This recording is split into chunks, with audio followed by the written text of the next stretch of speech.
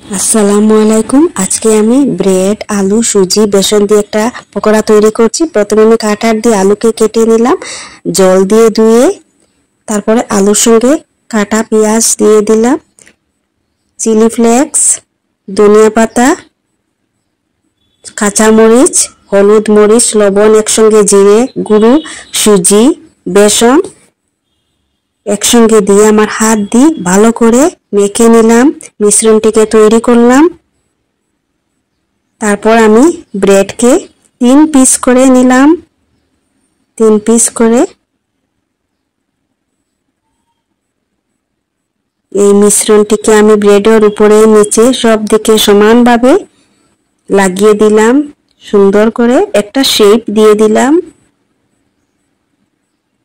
পকোড়ার একটা শেপ দিয়ে দিলাম। এরকম শেপের পকোড়া বাচ্চারা খুবই পছন্দ করে।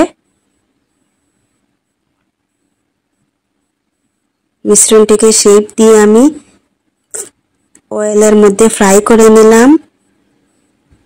এই 2-3 মিনিটের মধ্যে ফ্রাই হয়ে যায়। তারপরে আমি এটাকে বাচ্চারা টিফিনে, ব্রেকফাস্টে সস দিয়ে